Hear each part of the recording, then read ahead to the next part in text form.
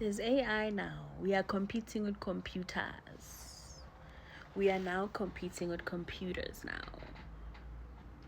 Entities that we have absolutely no ability to surpass in terms of success. What are you going to do? Which is so crazy. How the heck does AI have a market? Are you telling me there's men that are that lonely that they find comfort through an actual program? I'm not even going to say an app or a robot, a program. That's sad. But also, I think it speaks volumes on the loneliness. When something flourishes, it tells you that there's a lack in that industry, that there's someone or some people that are eating it up. Okay? And so if AI is now blowing up and like we're seeing all these ads and all these mukbangs and ASMR by AI, that means that there is a certain audience that is eating it up. And for me, that screams loneliness.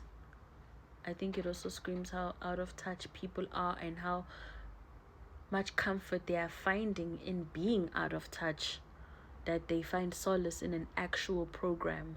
Or perhaps people are seeking perfection so much so that they tell themselves that it is literally okay to jerk off to a literal program that has been modified to look like another human being. That is wild to me. And also, that's taking away jobs from existing human beings, because there is absolutely no way we can surpass that. That is a higher level of perfection that a typical human being cannot succeed. You can go get your body done 1,000,000,000 times. You can focus on your skincare 1,000,000,000 times. Look at us. We're still using filters to somehow cover up our imperfections. So AI, I don't have any champions in that fight. How do we eradicate that? How do we use it to our advantage? Perhaps the fact that now AI is competing with actual human beings, maybe that could actually motivate you to start pushing more, so that human audiences really are like, nah, I'd rather be focused on her than that fake-ish. How are you going to choose to view it in your benefit? Because first and foremost, you can't compete with that. That's already established. You can't compete with AI.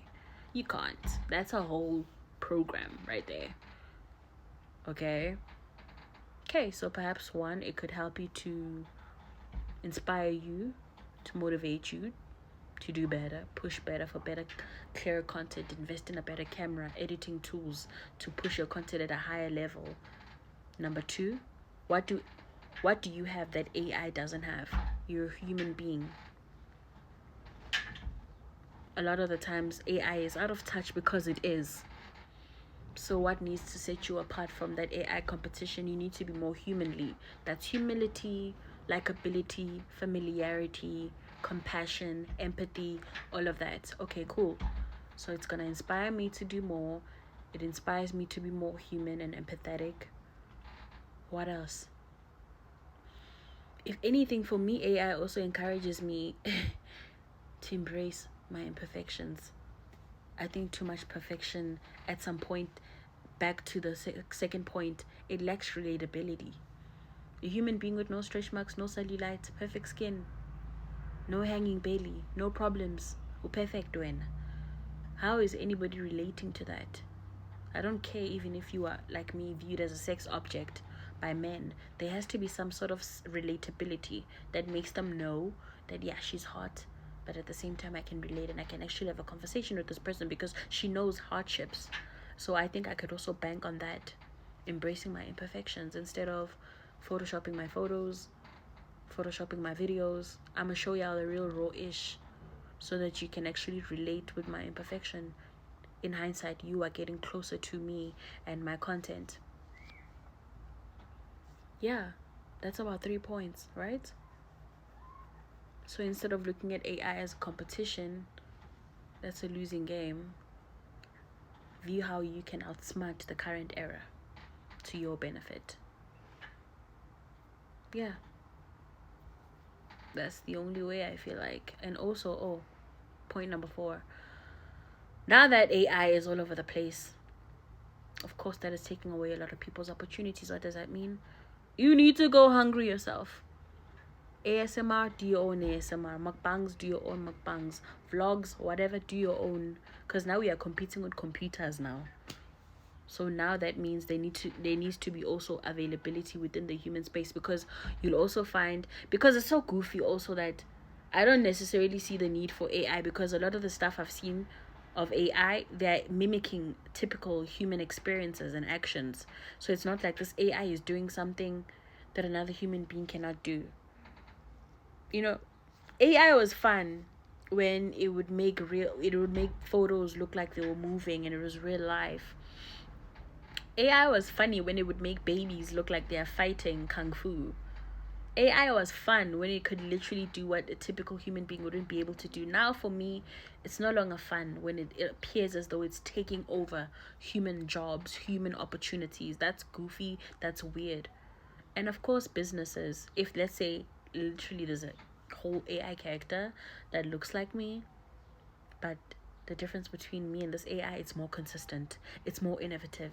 It engages with its audience more. Brands are obviously going to shift more to that. It's so dumb, but shift more to that AI. Give it brand endorsements, deals. But it's oh gosh, it's gross thinking about it. But that's the time we're living in now. And it's exhausting. It's upsetting. It's draining. And it's so scary to see everything that we've heard back then come to fruition now, that robots are going to replace humans. We are seeing it now.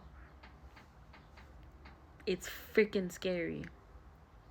But like I said, look at things that threaten you as an opportunity for you to challenge yourself. Yeah. Just imagining a version of me that is more consistent, responds to fans quicker, more innovative with content, actually makes me so scared. That makes me so scared thinking about it. How much money has that AI made? Frick. That's very uncomfortable to think about.